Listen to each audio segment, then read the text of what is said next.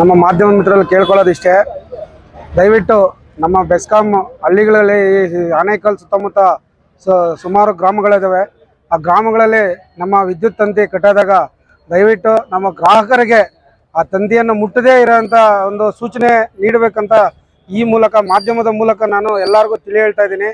ದಯವಿಟ್ಟು ಏನು ನಮ್ಮ ಕಂಪ್ನಿಯ 1912 ಅಂತ ಒಂದು ನಂಬರ್ ಇದೆ, ಆ ಸಂದೇಶವನ್ನು ಎಲ್ಲ ಮನೆಗಳಿಗೂ ಹಾಗೂ ಎಲ್ಲ ಗ್ರಾಹಕರಿಗೂ ಹಾಗೂ ಎಲ್ಲ ನಮ್ಮ ರೈತ ಮಿತ್ರರಿಗೂ ಹೇಳ್ತಾ, ಏನಾದರೂ ಪ್ರಾಬ್ಲಮ್ ಇದ್ದರೆ ಆ ನಂಬರ್ಗಾದರೂ ಫೋನ್ ಮಾಡಿ, ಇಲ್ಲ ಹತ್ತಿರದ ಯಾವುದೇ ಇರಲಿ ಆ ಬೆಸ್ಕಾಂ ಕಚೇರಿಗೆ ಆ ವಿಷಯ ತಿಳಿಸಿದ್ರೆ ಅದನ್ನು ಪರಿಹಾರ ಮಾಡ್ತಾರೆ.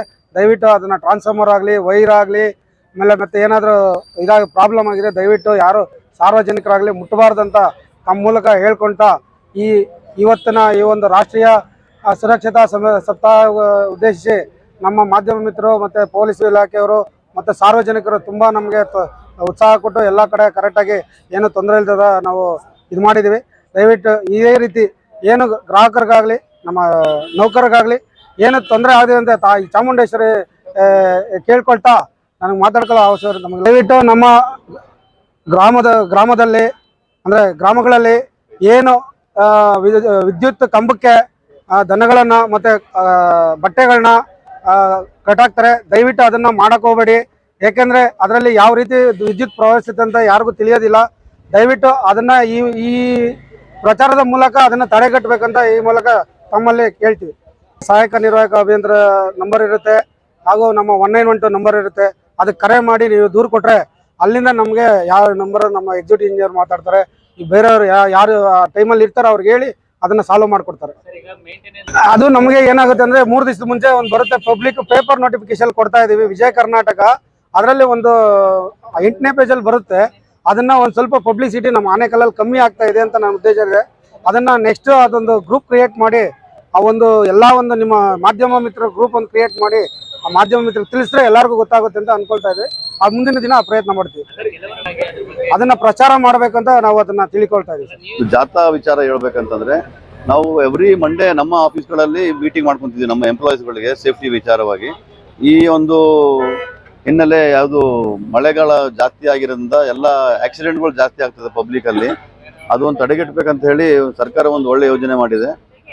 26ನೇ ತಾರೀಕು ಜೂನಿಂದ ಜುಲೈ 2ನೇ ತಾರೀಕುವರೆಗೂ ರಾಷ್ಟ್ರೀಯ ಸುರಕ್ಷತಾ ಸಪ್ತಾಹ ಅಂತೇಳಿ ಒಂದು ಆಯೋಜನೆ ಮಾಡಿದ್ದಾರೆ. ಆ ಒಂದು ಇದರಲ್ಲಿ ನಾವು ಬೆಸ್ಕಾಂ ಅವರು ಎಲ್ಲ ಕಡೆ ನಮ್ಮ ಸಬ್ ಡಿವಿಷನ್ ಲಿಮಿಟ್ಸಲ್ಲಿ ನಾವು ಜಾಥಾ ಮಾಡ್ತಾ ಇದ್ದೀವಿ. ಜಾಥಾ ಯಾವ ಥರ ಮಾಡ್ತಾ ಇದೀವಿ ಅಂತಂದರೆ ಸ್ಲೋಗನ್ಗಳು ಹೇಳ್ಕೊಂಡು ಏನು ಮಾಡಬೇಕು ಏನು ಮಾಡಬಾರ್ದು ಪಬ್ಲಿಕಲ್ಲಿ, ಮತ್ತು ನಾವೆಲ್ಲ ಪಾಂಪ್ಲೆಟ್ಸ್ ಹಂಚ್ಕೊಂಡು ಅದರೆಲ್ಲ ಇದೆ ಪಾಂಪ್ಲೆಟ್ಸಲ್ಲಿ ಏನು ಮಾಡಬೇಕು ಏನು ಮಾಡಬಾರ್ದು ಅಂತೇಳಿ ಸೇಫ್ಟಿಯಾಗಿರೋದಕ್ಕೆ. ಒಂದು ಜೀವ ಉಳಿಸಿದ್ರೆ ನಾವು ತುಂಬ ಅಮೂಲ್ಯವಾದದ್ದು. ಹಾಗಾಗಿ ನಾವು ಜಾಥಾ ಮುಖಾಂತರ ನಾವೆಲ್ಲರಿಗೂ ಏನು ಹೇಳ್ಬೇಕಂತ ಇದೀವಿ ಅಂದರೆ, ಏನೇ ಒಂದು ಪ್ರಾಬ್ಲಮ್ಗಳಾದರೆ ಲೈನ್ಗಳಲ್ಲಿ ನಮ್ಮ ಸಿಬ್ಬಂದಿ ವರ್ಗದವರಿಗೆ ಹಾಗೂ 1912ಗೆ ಕರೆ ಮಾಡಿದ್ರೆ ಇಮಿಡಿಯೇಟ್ ನಾವು ಬಂದು ಅಟೆಂಡ್ ಮಾಡಿಕೊಡ್ತೀವಿ ಅಂತ ಹೇಳ್ತಾ, ಮತ್ತೊಂದು ಈ ಒಂದು ಸೇಫ್ಟಿ ಅವೇರ್ನೆಸ್ ಎಲ್ಲರಿಗೂ ತಲುಪಲಿ ಅಂತ ನಿಮ್ಗಳಿಗೆ ನಾವು ರಿಕ್ವೆಸ್ಟ್ ಮಾಡ್ಕೊತೀವಿ. ಎಲ್ಲ ಕಡೆ ಇದನ್ನು ಪ್ರಚಾರ ಮಾಡಬೇಕಂತ ಬೇಡುತ್ತಾ ನಮ್ದೆರಡು ಮಾತು ಮುಗಿಸ್ತೇನೆ.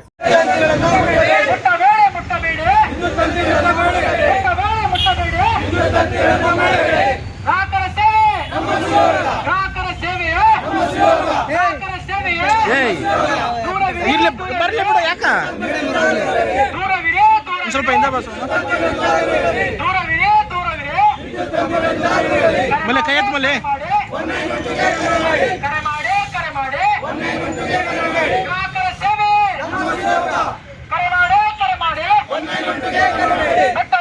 ಬನ್ರಿ ಜಲ್ದಿ.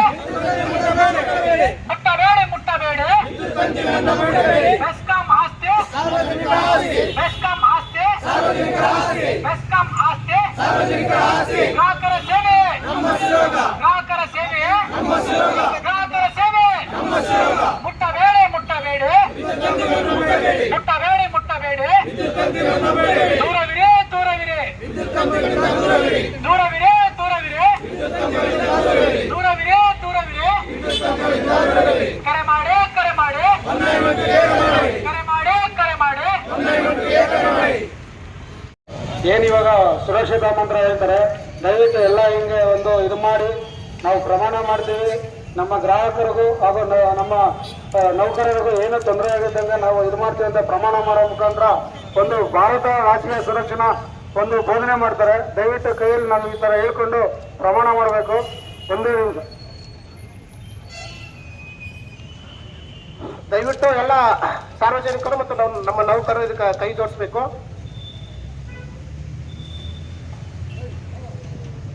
ವಿದ್ಯುತ್ ಸುರಕ್ಷತಾ ಮಂತ್ರ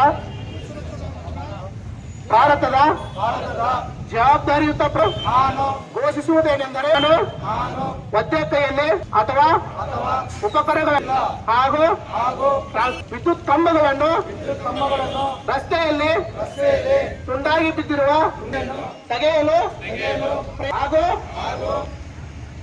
ವಿದ್ಯುತ್ ಸುರಕ್ಷಿತವಾಗಿ ಕಟ್ಟ ಬದಲಿಗೆ ವಿದ್ಯುತ್ಗಳಿಗೆ ಒಂಟುಗೆ ಹತ್ತಿರದ ಬೆಸ್ಕಾಂ ಕಚೇರಿಗೆ ನನಗೆ ನನ್ನ ಕುಟುಂಬಕ್ಕೆ ಹಾಗೂ ಸಾರ್ವಜನಿಕ ಅಪಘಾತವನ್ನ ತಪ್ಪಿಸುವುದು ದೇಶದ ಪರಮ ಕರ್ತವ್ಯವೆಂದು ಭಾವಿಸಿ ಜವಾಬ್ದಾರಿ ಈ ಮೂಲಕ ಪ್ರಾಮಾಣಿಕವಾಗಿ ಪ್ರಮಾಣ ಮಾಡುತ್ತೇನೆ. ಸುರಕ್ಷತೆ ನಮ್ಮ ಪ್ರಥಮ ಆದ್ಯತೆ. ಸುರಕ್ಷತೆ ನಮ್ಮ ಪ್ರಥಮ ಆದ್ಯತೆ.